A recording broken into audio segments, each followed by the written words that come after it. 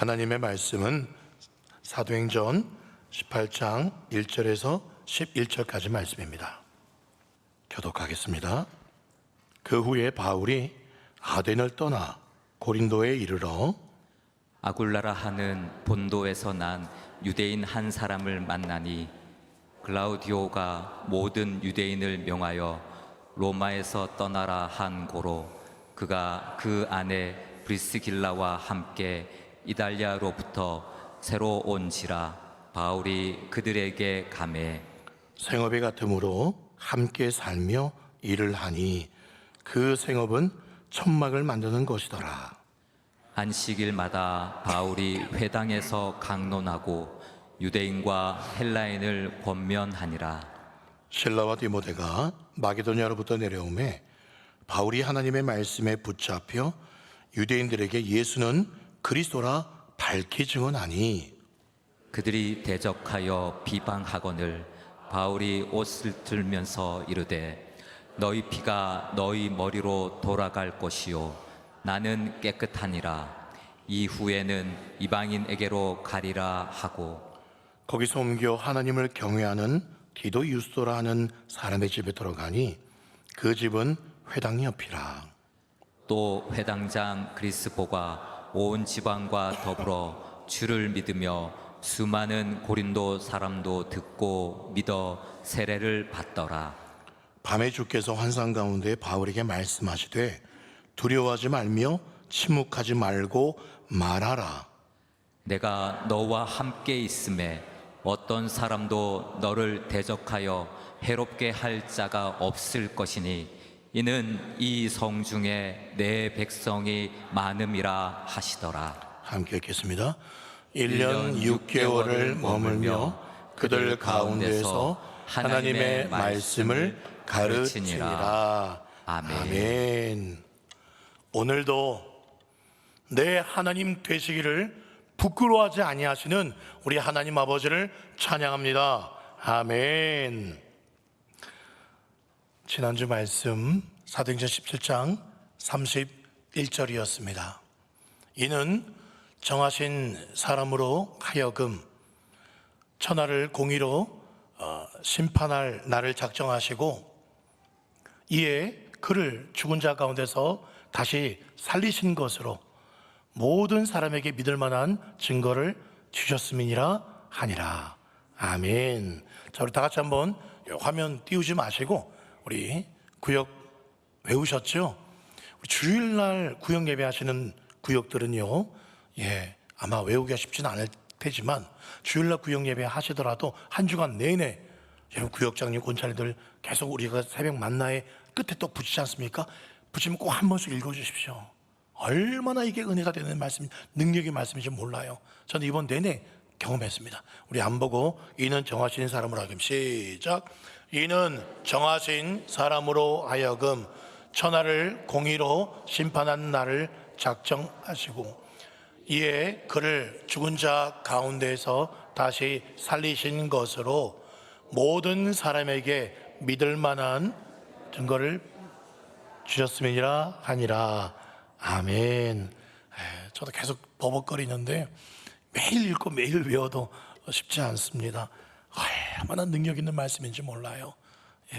우리 외우신 구역들 정말 축복합니다. 지난주에 아덴에서 복음을 전했던 바울, 오늘은 새로운 장소로 이동합니다. 자, 새로운 장소로 이동하기 전에 제가 분명하게 말씀드립니다. 우리가 바울 사도의 이 전도 이야기를 보면서 제일 중요한 포인트가 뭐다? 뭐죠? 나는 선교사다. 다 같이 시작. 나는 선교사다. 다시 말해서 내가 선교사다. 한 번 더. 내가 바울이다.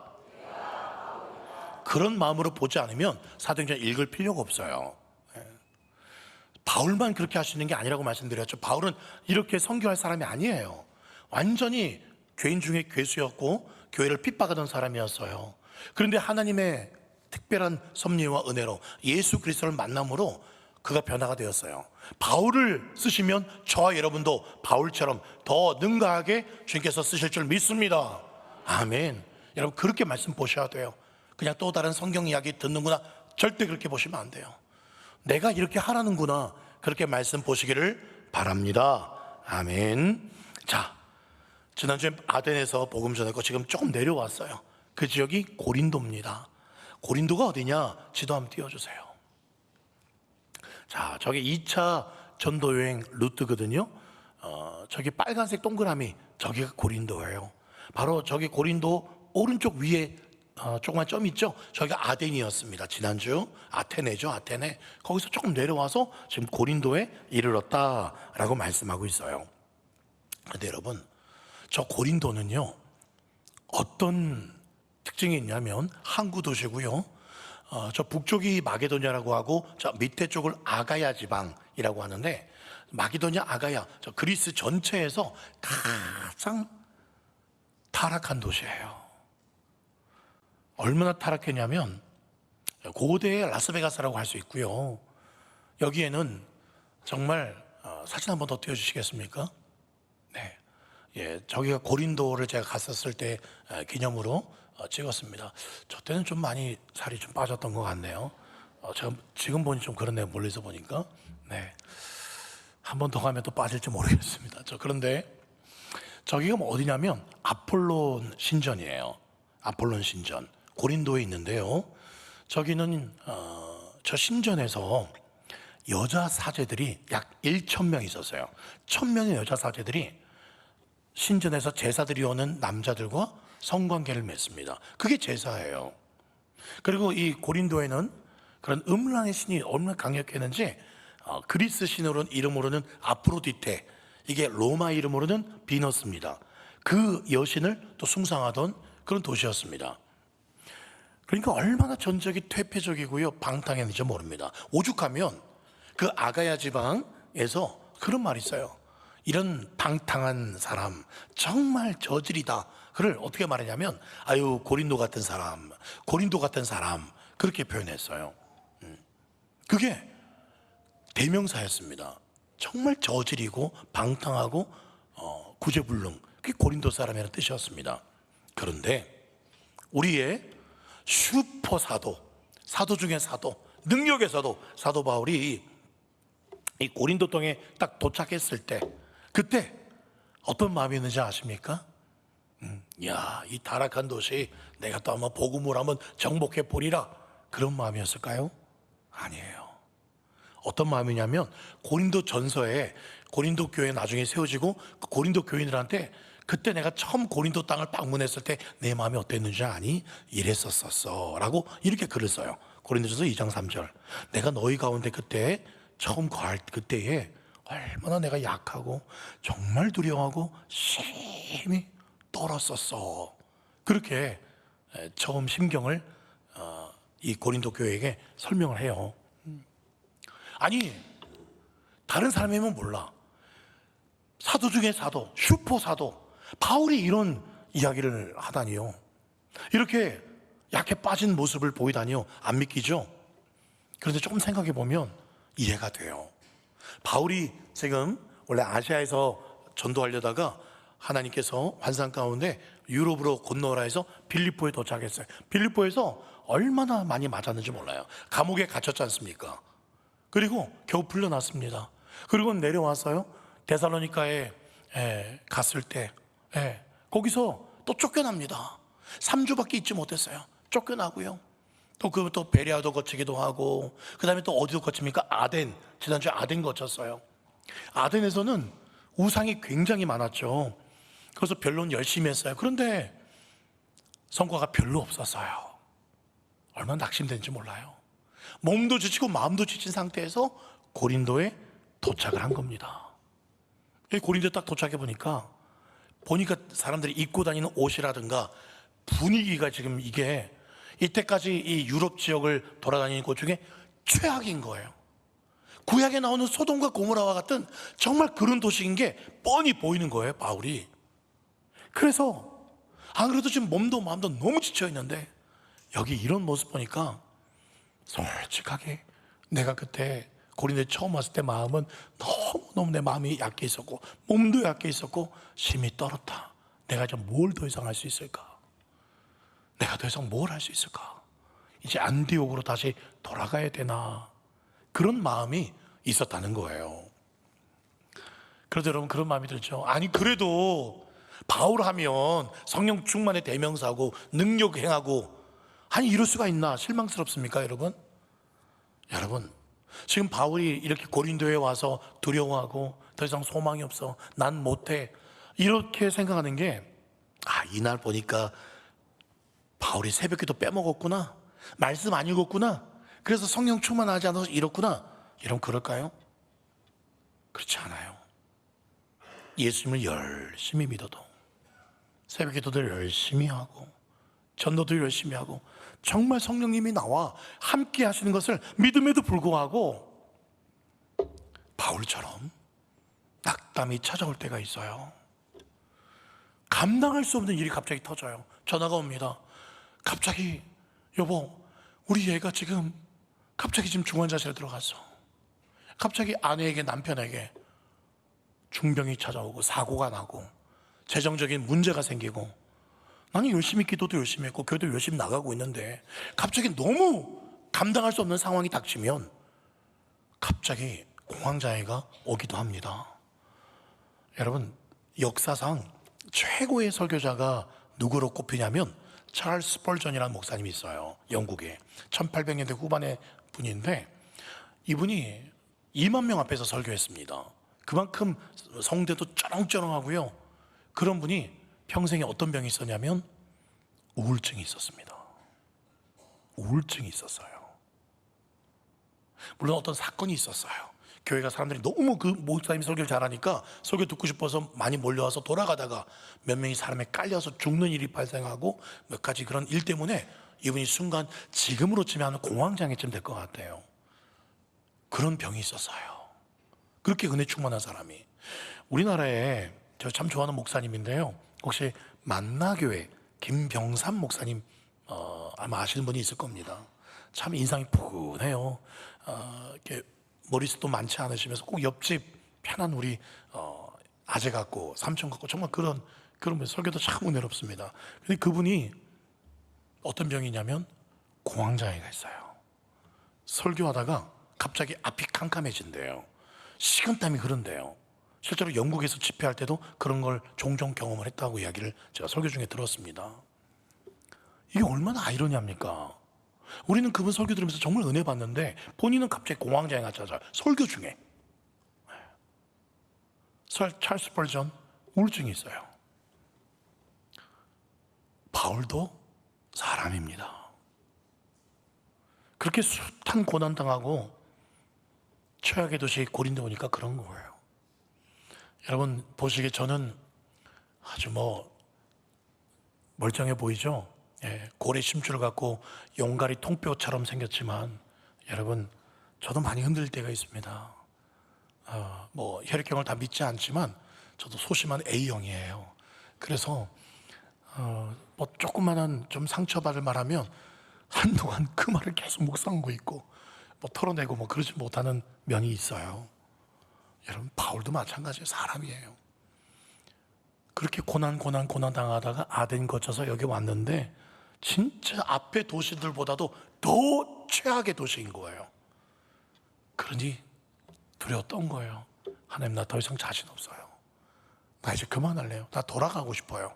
그런 마음이 들었다는 거죠. 그런 바울에게 하나님께서 뭐라고 하시는지 아세요?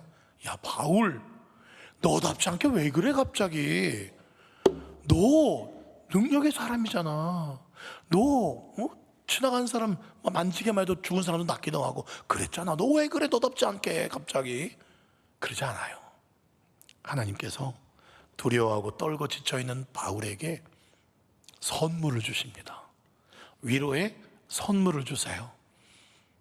그 선물이 몇 가지를 제가 설명을 드릴 텐데 그 선물을 똑같이 우리에게도 오늘 주실 거예요.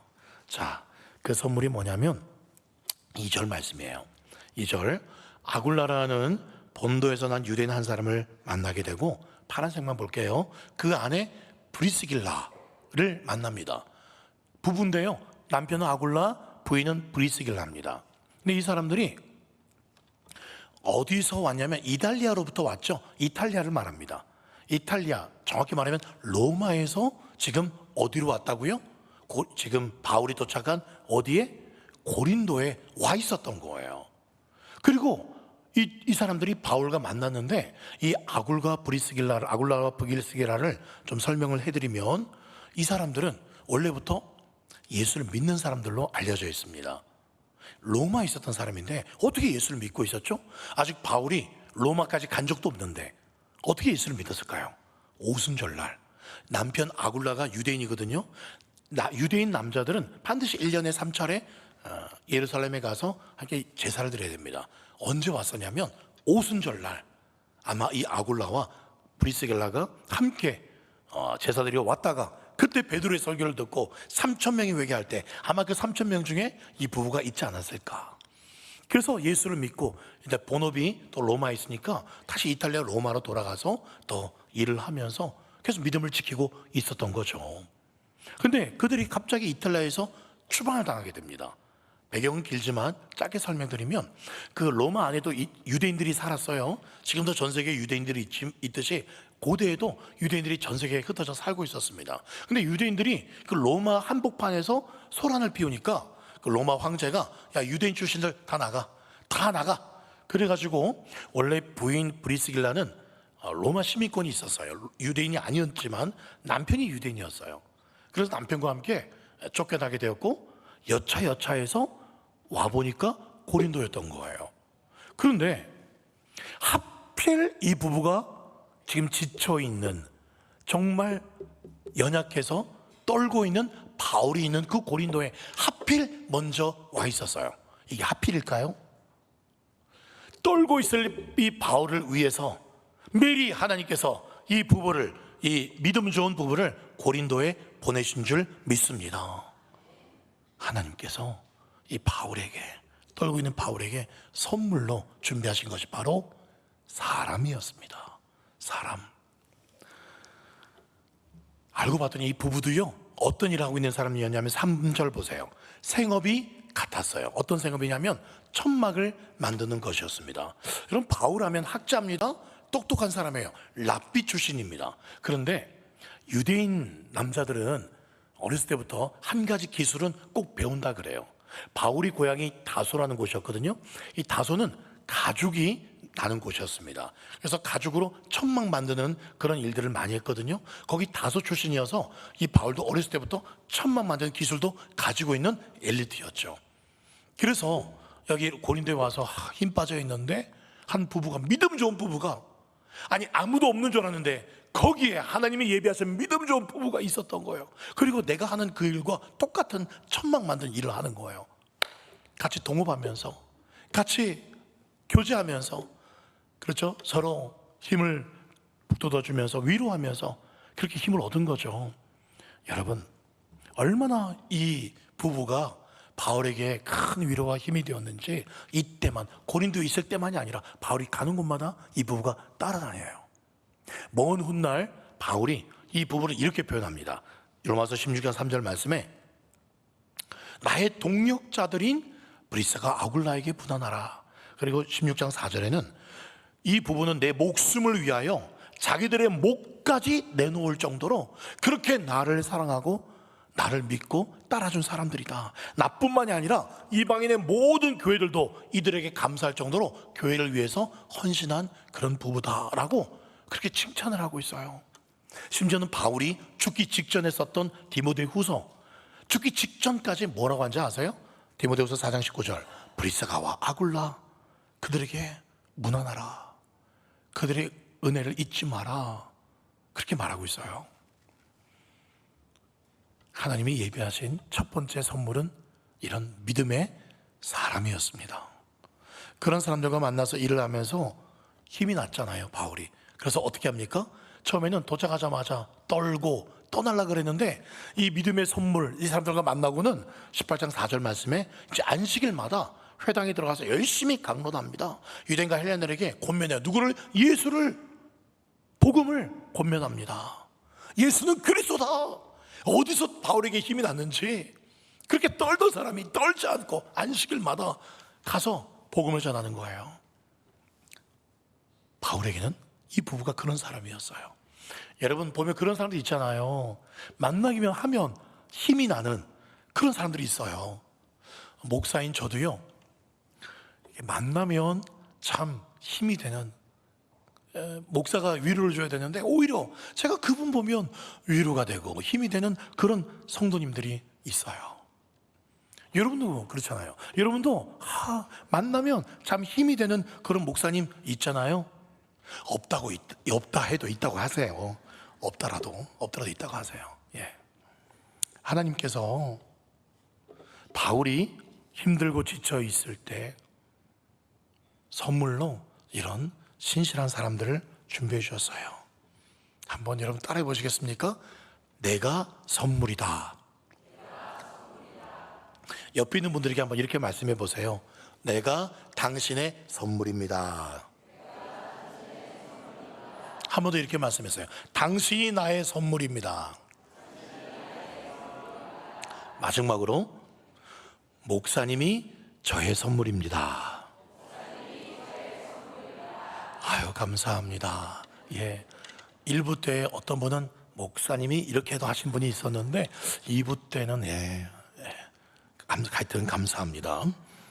그런 시가 있어요. 내가 만약 외로울 때면 누가 나를 위로해 주지?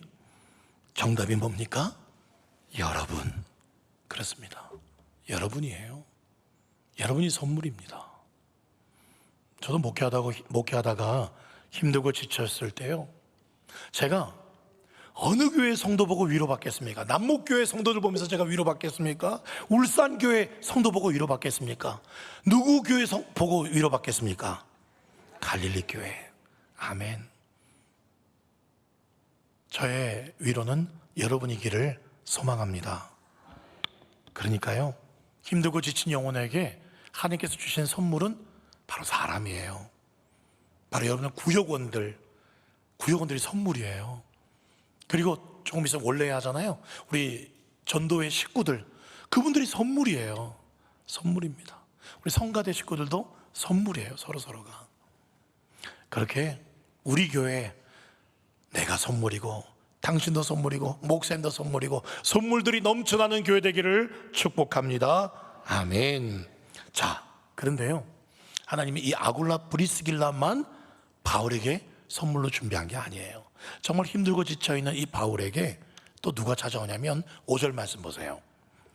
실라와 디모데가 저기 위에 마게도냐 데살로니가로부터 내려오게 됩니다. 원래 바울이 함께 데살로니가 위에 있었거든요. 근데 바울이 열심히 전하다 보니까 3주 만에, 바울이 주동자였잖아요. 복음의 주동자였기 때문에 바울이 쫓겨납니다. 대신 디모데와 실라는 숨어서 계속 남아서, 원래 알려진 바로는 디모데는 데살로니가에서, 실라는 베레아에서 계속 복음을 전했다고 그렇게 알려져 있어요. 근데 이 둘이 한창 데살로니가에 몰래 남아있어 양육을 하다가 이제 여기 내려온 거예요. 어디로? 고린도로 내려온 거예요. 그런데 디모데가 내려와서는 바울에게 뭐라고 그러냐면 놀라운 소식을 전해주는 거예요. 그 소식의 내용이 데살로니가 전서에 기록되어 있습니다. 데살로니가전서 1장 7절 말씀, 바울이 말하는 겁니다. 내가 들었다. 데살로니가 교인들아, 내가 디모데한테 들었어. 너희가 마게도냐 또 아가야에 있는 모든 믿는 성도들의 본이 되는 교회가 되었다고 내가 디모데한테 들었어. 그렇게 말하고 있는 거예요. 편지를 쓰고 있는 거예요. 바울이 데살로니가에 얼마나 있었냐면 3주밖에 없었어요. 3주 동안 열심히 전했는데 거기서 쫓겨나니까 바울이 또 얼마나 상심했겠습니까? 3주 동안 무슨 열매가 있겠나 그러고 있었는데 디모데가 내려와서 하는 말이, 복음 전했던 3주 동안 그 복음 들었던 사람이 또 전해서 얼마나 신실하게 말씀을 그대로 믿는지 몰라요. 그래서 많은 이 마게도냐 아가야 지방에 있는 다른 교회 성도들에게 본이 되는 그런 사람이 되었어요 라고 디모데가 전해주는 거예요. 그리고 8절에 보니까 데살로니가전서 1장 8절에 너희에게로부터 마게도냐와 아가야에만 너희들이 정말 훌륭하다는 소식이 들릴 뿐만 아니라 너희 믿음의 소문이 각처 전국에 퍼졌으므로 우리는 아무 말도 할 것이 없다. 내가 진짜 더 이상 내가 바랄 것 없다. 아니, 너네 그 데살로니가 그 주변 동네에서만 너네들이 믿음 좋다는 소문이 난 게 아니라 마게도냐 아가야 그 전국에 이 데살로니가 교회 성도들이 믿음이 훌륭하다는 게 소문이 났다는 거예요. 내가 더 이상 바랄 게 없다, 지금 그렇게 말하고 있는 거예요. 만약에 있잖아요, 제가 바울이라면, 맞아요, 저도 바울이고 여러분도 다 바울이에요. 제가 지쳐서 힘들어 두려워하고 있는데요, 누가 저한테 찾아와서 조성진 목사님, 울산 갈릴리 교회 성도님들이 지금 어떤 줄 아세요? 울산에서 신앙의 모범이 되고 있어요. 울산뿐만 아니라 지금 전국적으로 갈릴리 교회 성도들이 정말 주일 성수하려고 새벽 열심히 깨우려고 진짜 열심히 하고 있는 게 전국으로, 지금 전 세계, 지금 뭐 인도네시아, 필리핀에서도 진짜 한국에 있는 그 조그마한 울산 땅에 그 어떤 교회가 진짜 열심히 믿는다더라, 소문이 났답니다 라는 말을 제가 들으면 힘이 날까요, 안 날까요? 예, 안 나면 사람이 아니죠. 두말하면 잔소리죠. 지금 그 소식을 바울이 디모데를 통해서 듣고 있다는 겁니다. 여러분, 3주밖에 복음을 못 전했어요. 그런데 열매를 맺어서 최고의 모델 교회가 되었다는 거예요. 내가 흘린 그 눈물과 기도와 땀과 그 모든 헌신이 헛되지 않았구나, 그걸 확신하면서 바울이 위로받는 거예요. 여러분, 그 위로받은 사도 바울이 지금 정말 최악의 도시에 도착했습니다. 아무도 예수 듣지도 않을 것 같아요. 다 부자고요, 다 음란하고요. 그런 고린도를 향해서 이 데살로니가 소식을 듣고는 뭐라 외쳤을까요? 이렇게 외쳤을 것 같아요. 이 고린도 땅아, 너희들도 예수 그리스도 십자가 앞에서 무너져 내리고 말 것이야. 너희들도 예수 그리스도의 복음 앞에 무릎을 꿇고 말 것이야 라고 외치지 않았을까요? 3주만 데살로니가 있었는데 그 3주 동안에 이 아름다운 놀라운 열매가 맺혔는데 바울은 용기 백백하게 됩니다. 반드시 이 거칠고 이 어두운 땅에, 고린도 땅에도 예수 그리스도의 교회가 생겨날 것이야 다짐하게 되었을 것입니다. 사랑하는 여러분, 그렇습니다. 여러분, 언제 마음이 회복이 됐습니다? 회복이 되십니까? 언제 힘이 나세요? 내 기도가 헛되지 않았다는 것을 깨달을 때, 그 응답을 보고 열매를 볼 때 정말 우리는 신이 납니다. 다시 힘을 얻습니다. 지금 왕애들 로그인 축제가 부서마다 지금 진행하고 있어요. 어제 청소년부 아이들은 토요일 날, 어제도 미리 했습니다. 이걸 위해서 아침 일찍부터 선생님들이 뭐 계속 주중에도 준비했죠. 먹거리와 또 거기 세팅, 뭐 악기와 준비했어요. 그래서 저도 어제 막 마음이 좀 뛰기도 해서 계속 목양실에 있다가 본당에 있다가 주차장에 갔다가 본당에 있다가 주차장에 왔다가 계속 왔다 갔다 했어요. 왜요? 내가 전도한 애들이 오나 안 오나 너무 궁금해가지고, 정말 저도 많이 아이들, 청소년들에게, 또 초등부 아이들에게 많이 전도했거든요. 또 제 돈으로도 막 사주기도 하고. 그런데 오후 4시부터 이제 아이들이 와서 게임도 하고 이렇게 간식도 먹는 거예요. 그래서 슬쩍 봤는데 남자애 3명이 뛰어오면서 목사님 하고 쏘는 거예요. 네. 거기 아이들이 꽤 왔거든요. 근데 제 느낌은 그래요. 아마 거의 맞을 거예요. 거기 왔던 새로운 아이들 대부분이 저한테 다 인사했어요. 목사님 저 왔어요. 목사님 저 왔어요. 저 약속 지켰어요. 할렐루야.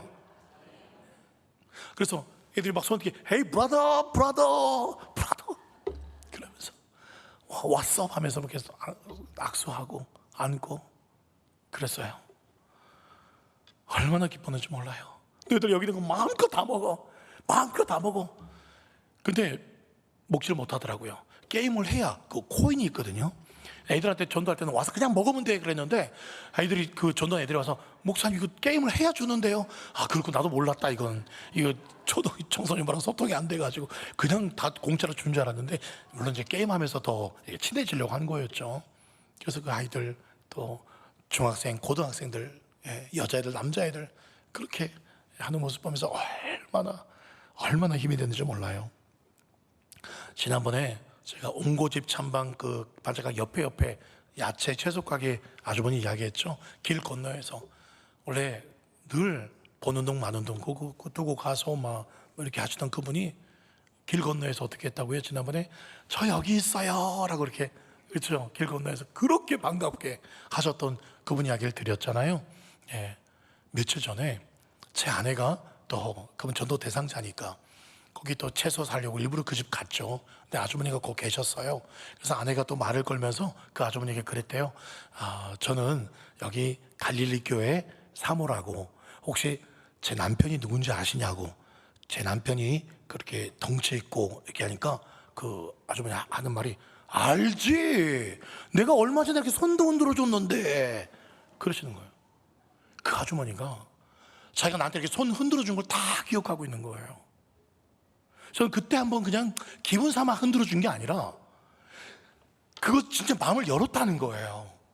그렇지, 아내한테도 내가 그렇게 반갑게 손도 흔들어 줬지, 내가 그렇게 자랑하고 한다는 것은 우리 교회에 대해서 또 아주 마음이 열렸다는 겁니다. 할렐루야. 예, 거기 좀 야채 좀 사주세요. 예. 우리 목사님 가라에서 왔다고. 예, 그 뚱뚱한 그 목사님. 그러면서 그분이 그럴 거예요. 내가 손 들어줬다고. 그때 여러분, 제가 말씀 안 드렸는데요, 그분이 길 건너에서 이렇게 손을 흔들어 줄 때 저는 뭐가 보였는지 아세요? 아니, 저 아줌마가 저렇게 맨날 그렇게 보는 둥 마는 둥 그랬던 아줌마가 이렇게 손 들어준 그 아줌마로 보인 게 아니에요. 그 아줌마가 손 드는데 주님이 내가 다 알아, 네가 순간 그 다 알아, 주님이 마치 저한테 손을 흔들어 준 것처럼 저는 그렇게 느껴졌어요. 여러분, 주님이 말씀하십니다. 내가 다 안다. 네 수고와 헌신 다 안다. 저와 여러분들에게 주님 말씀하십니다. 위로해 주십니다. 힘을 내시기 바랍니다. 마지막으로 하나님께서 이 바울을 위로해 주시는 결정적인 은혜가 뭐냐? 9절 말씀 보세요. 밤에 주께서 환상 가운데 바울에게 말씀하십니다. 자, 밤에 환상 가운데 갑자기 환상이 뿅 생겼을까요? 뭐 하고 있었을까요? 기도하고 있었겠죠. 기도 중에 주님이 말씀하십니다. 두려워하지 말고 침묵하지 말고 계속 말해. 왜냐하면 10절 같이 읽어보자. 시작. 내가 너와 함께 있음에 어떤 사람도 너를 대적하여 해롭게 할 자가 없을 것이니 이는 이 성중에 내 백성이 많음이라 하시더라. 내가 너와 함께 있단다. 처음에는 아굴라 프리스킬라 부부, 그걸 위로받았어요. 두 번째는 디모데요, 신라가 내려와서 데살로니가 교회가 지금 엄청 부흥하고 있어요, 그렇게 위로해 주셨는데 결정적으로 주님이 바울아, 네 유럽 건너와서 맨날 두드러 맞고 감옥 갇히고 쫓겨나고 그러고 있었지, 내가 너와 함께하고 있어. 이 최악의 도시 고린도에도 내가 너와 함께하고 있어. 결코 너를 대적하고 해롭게 할 자가 없을 거야.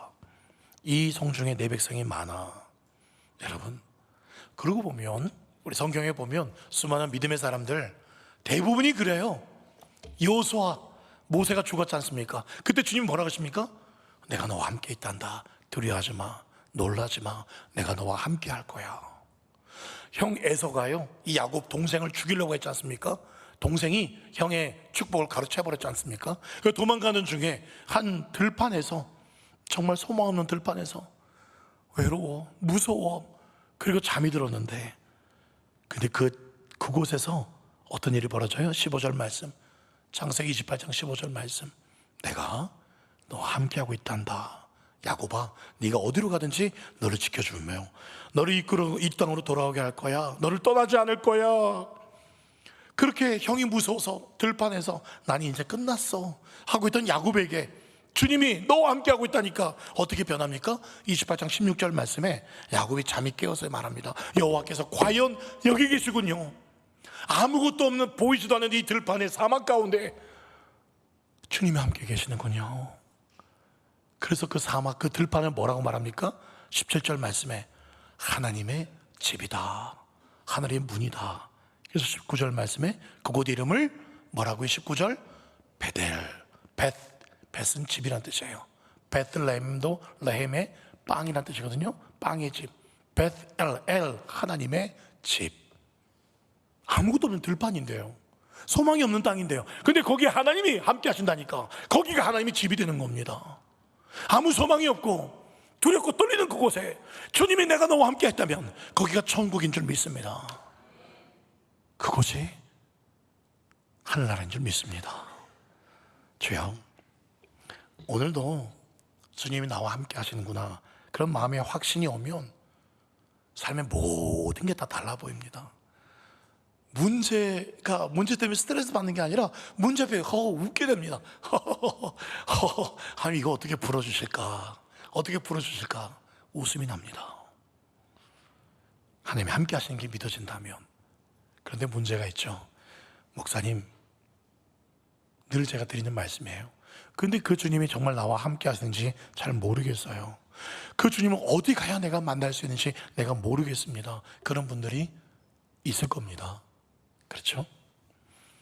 여러분, 성 어거스틴, 성자 중에 성자 성 어거스틴이 젊었을 때 엄청나게 방황했습니다.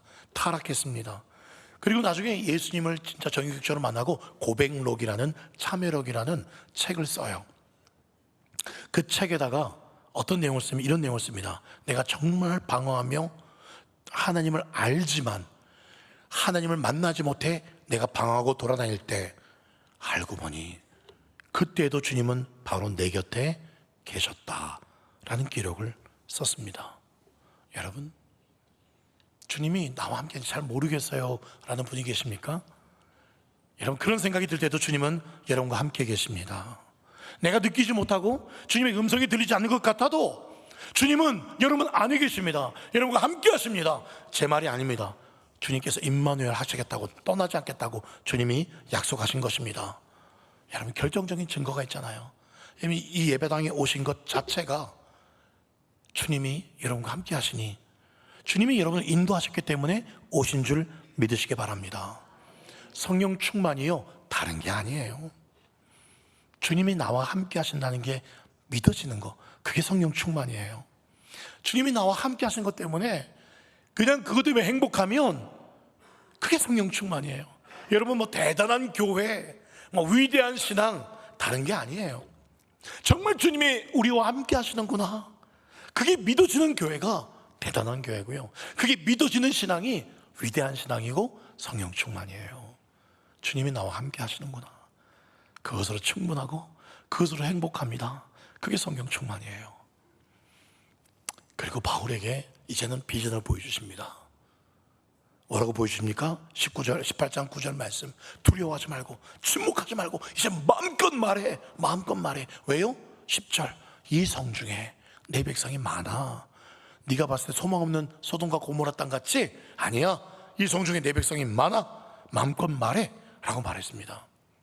여러분, 이 성 중에 우리로 따지면 이 남목 땅에, 이전에 우리 김재성 목사님이 그런 슬로건을 한 걸 제가 찾아보게 되었어요. 남목 땅의 10%를 주님께로 데려옵시다. 기억나시는 분 계십니까? 남목 땅의 10%. 여러분, 남목 땅의 10%가 몇 명인지 제가 어제 조사를 해봤어요. 남목이요, 우리가 지금 살고 있는 남목이라는 바운더리는 남목 1동과 3동이에요. 남목 2동은 여기 남목이 아니에요. 남목 2동은 저기 서부 패밀리와 자이, 상대빌, 저쪽이 남목 2동이더라고요. 이제 이름이 좀 독특한데, 여튼 이 남목 1동과 3동, 실제 우리가 살고 있는 이 남목에는 약 19,000명이 살고 있어요, 남녀노소.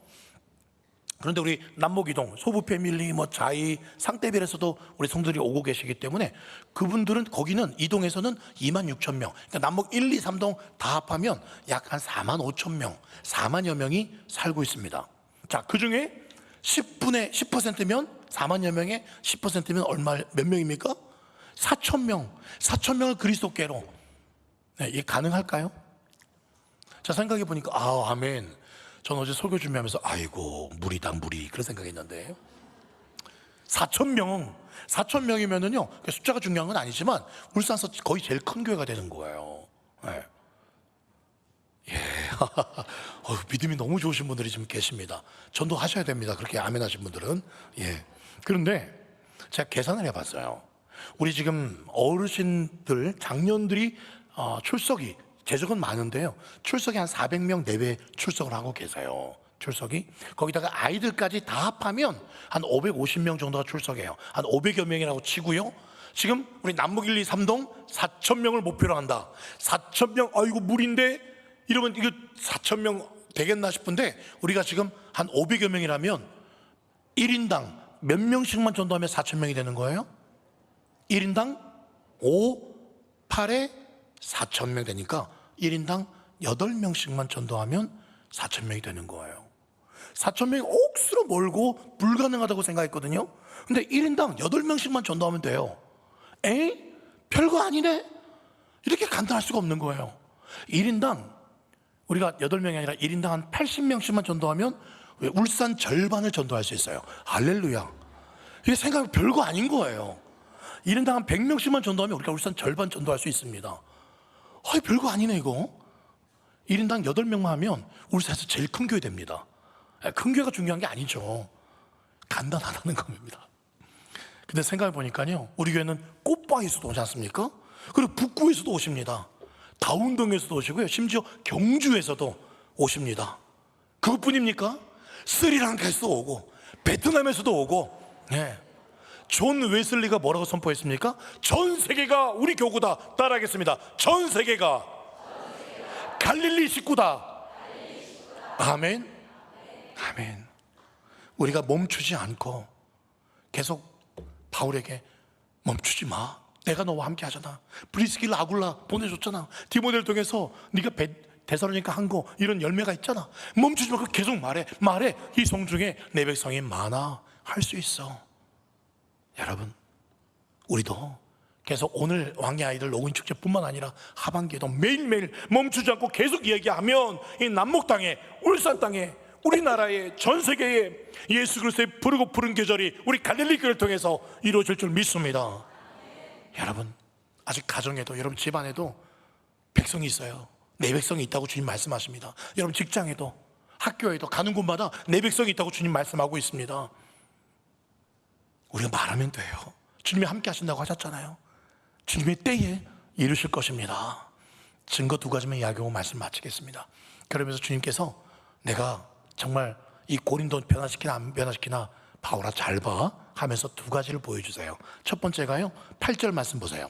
또 회당장, 회당의 대표입니다. 거기도 회당이 있었거든요. 유대인 회당하면 바울을 시기질투합니다. 바울을 괴롭히는 사람이 회당장 유대인들입니다. 근데 회당의 대표 그리스도가 예수님을 믿게 됩니다. 할렐루야. 그리고 있잖아요, 이 회당장 그리스도가 믿으니까 8절 또 보세요. 뒤에 보니까 수많은 고린도 사람들이 듣고 믿어 세례를 받더라. 그 몇 명이 아니에요. 그 최악의 도시에 셀 수 없는 수많은 사람들이 계속 몰려들기 시작한다는 겁니다. 믿고 계속 말하니까, 전도하니까. 또 한 가지 어떤 일이 벌어지냐면, 전체화면 이거 띄워주십시오. 갈리오라는 사람이 이제 이 고린도를 포함한 이 아가야 지역의 총독이었는데, 그때 또 이 바울을 공격하는 유대인들이 일어납니다. 그래서 막 소란스러우니까 갈리오가 딱 보니까 바울이 별 죄가 없어요. 그래서 바울은 너 나가.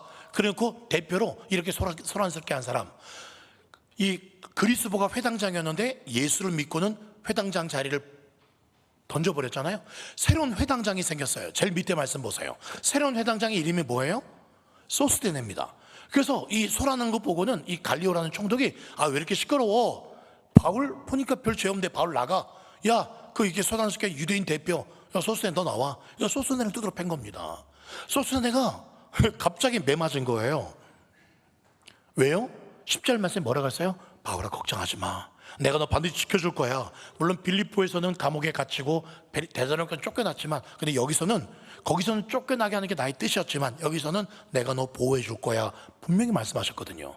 근데 바울이 잡히지 않고 바울은 나가고 다른 사람들이 이렇게 하게 되는 거예요. 정확하게 하나님께서 역사하신 거예요. 놀라운 사실 말씀드립니다. 저 소스테네 회당장 소스테네가 어떻게 된지 아십니까? 고린도전서 1장 1절 하나님의 뜻을 따라 그리스도 예수의 사도로 부르심을 받은 바울과 형제 소스테네는, 또 다른 대적자였던 소스테네가 두드러 맞고 억울하고 하다가 내가 왜 두드러 맞아야 되는데 도대체 예수가 누군데 하고 예수를 믿어버린 거예요. 그리고는 역사의 기록에 의하면 이 소스테네가 고린도 교회 4대 목사가 됩니다. 첫 번째는 바울이었고, 두 번째는 아볼로, 세 번째가 실라, 네 번째가 이 소스테네로 알려져 있습니다.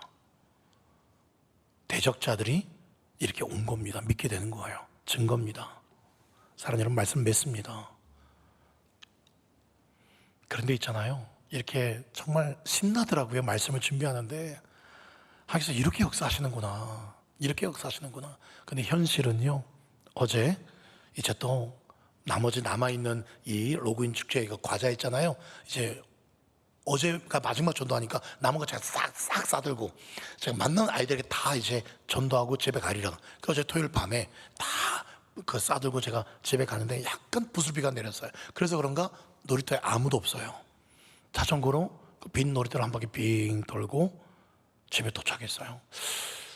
이거 뿌려야 되는데 오늘 마지막 밤인데, 그래서 제가 딱 누웠거든요. 좀 허무한 마음이 살짝 들었어요.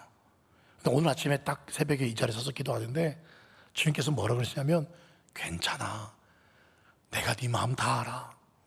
아무도 없지만 네가 자전거로 그 놀이터 한 바퀴 빙 돌고 집에 가서 잘 때 내가 그 섬김 내가 이미 다 받았다, 괜찮다, 내가 안다. 그런 감동을 새벽에 막 주시는, 막 눈물이 빙 도는 거예요. 여러분, 그렇습니다. 이렇게 바울처럼 놀라운 열매가 맺는 것도 감사하지만 언젠가는요, 외로운 순간 찾아옵니다. 다 떠날 때가 찾아와요. 혼자 있을 때가 있습니다. 내 심지어 아내도 죽고 아이들도 어떻게 될지, 나 혼자 있을 때가 있어요. 그러나 모두가 다 떠나도 끝까지 내 옆에 남아 계시는 한 분, 그분이 내 주님이십니다. 영원히 떠나지 않으리라. 그 주님이 저와 여러분과 함께 하십니다. 그러므로 고린도전서 15장 58절에 바울이 이 고린도에 전도하고 그 고린도 성도들에게 뭐라 말합니까? 맨 끝에 보세요. 너희 수고가 주 안에서 헛되지 않을 거야. 헛되지 않을 거야. 계속 노력해, 고린도 교회야. 그렇죠? 로마서 8장 28절 말씀처럼 모든 것이 합력하여 선을 이루게 하실 줄 믿습니다. 그렇게 주님, 제가 선교사입니다. 가정에, 직장에, 학교에, 내가 이 지역에 선교사입니다. 제가 바울입니다. 주님, 저와 함께 하시고 또한 선물과도 같은 우리 갈릴교회 식구들 바라보며 끝까지 선교사로 바울처럼 그렇게 헌신할 수 있는 주님의 놀라운 영광 볼 수 있기를 예수님의 이름으로 축원합니다. 아멘.